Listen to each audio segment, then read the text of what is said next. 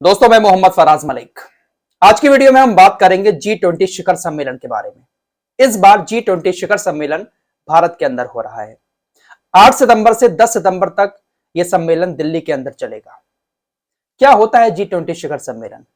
इससे भारत को क्या फायदा होगा? कौन कौन से देश इसमें शामिल हो रहे हैं? होता क्या है ये? इन सारी बातों को आज की इस वीडियो में विस्तार से जानने की कोशिश करेंगे।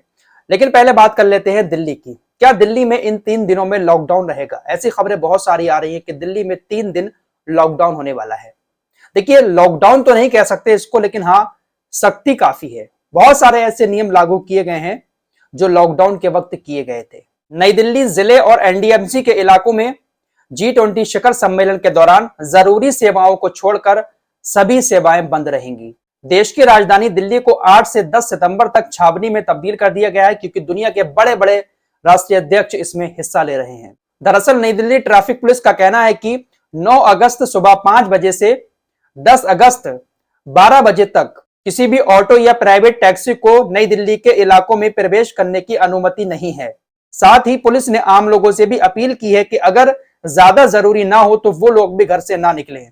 जिस इलाके में G20 शिखर सम्मेलन हो रहा है, उस इलाके में ऑनलाइन फूड डिलीवरी भी नहीं होगी। डीएमआरसी का कहना है कि G20 शिखर सम्मेलन के दौरान मेट्रो स्टेशन के बहुत सारे गेट बंद रहेंगे। खासतौर से supreme court, Moti Bagh, ITO सहित तकरीबन 20 मेट्रो स्टेशन के गेट 8 सितंबर से 10 सितंबर तक बंद रहेंगे। स्कूलों की बात करें तो सभी प्राइवेट और सरकारी स्कूलों को अरविंद केजरीवाल की सरकार ने 8 से 10 सितंबर तक बंद कर दिया है। दिल्ली सरकार और एमसीजी के दफ्तर भी इस दौरान बंद रहेंगे 8 से 10 सितंबर तक। तो दिल्ली में 3 दिन जो स्थिति बनी रहेगी उसको लॉकडाउन तो नहीं कह सकते, लेकिन नियम काफी सख्त हैं।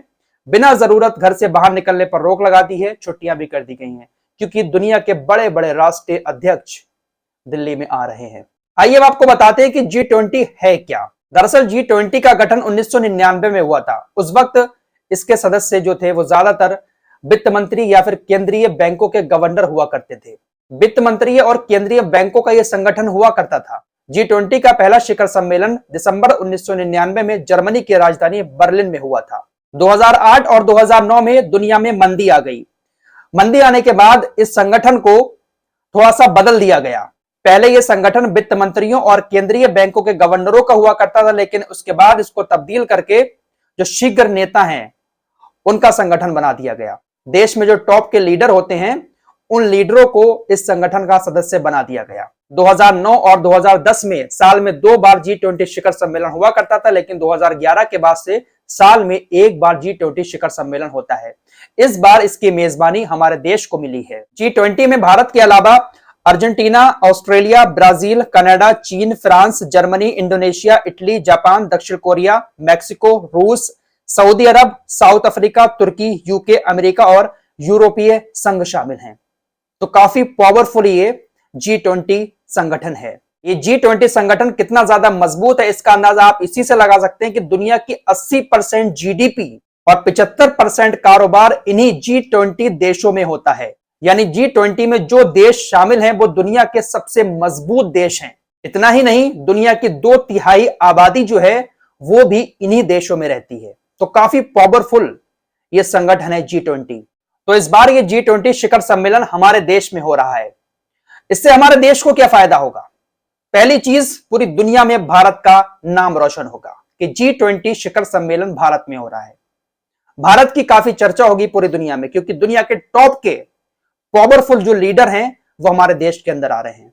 इस सम्मेलन के होने से भारत में दुनिया की एक अलग तस्वीर दिखाई देगी कि भारत एक इतना बड़ा शिखर सम्मेलन अपने देश के अंदर करा रहा है, क्योंकि इतने बड़े बड़े नेताओं को ठीक से देश के अंदर रखना, उनकी देखभाल करना, उनको सिक्योरिटी प्रोवाइड कराना, ये बहुत बड़ा मामला है। और इन सारी चीजों को मद्देनजर रखते हुए हमारा देश G20 शिखर सम्मेलन करा रहा है। तो दुनिया में भारत की एक अलग पहचान दिखाई देगी। दुनिया हमारे ऊपर भरोसा करेगी कि भारत भरोसे लायक है, तभी तो वहां पर G20 शिखर सम्मेलन हुआ है। तो कभी भी हमें किसी चीज की जरूरत पड़ेगी तो दुनिया के सभी देश हमारी मदद के लिए तैयार होंगे।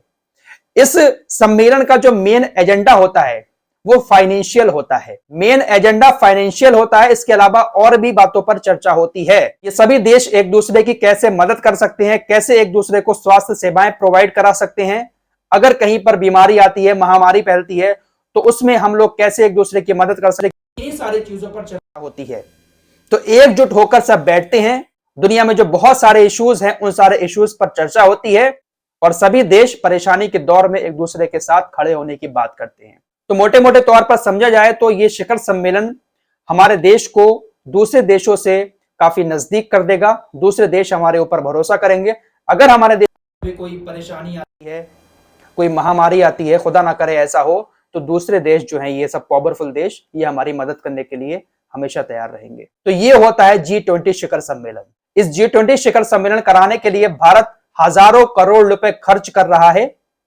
ऐसा नहीं है कि इस शिखर सम्मेलन के होने के बाद फौरन भारत को कोई फायदा हो जाएगा, लेकिन फ्यूचर में भारत को बहुत सारे फायदे होंगे। सबसे बड़ी बात कि दुनिया भारत के ऊपर भरोसा करेगी। उम्मीद करता हूं G20 शिखर सम्मेलन के बारे में आप लोग सारी बातें अच्छे से समझ गए होंगे।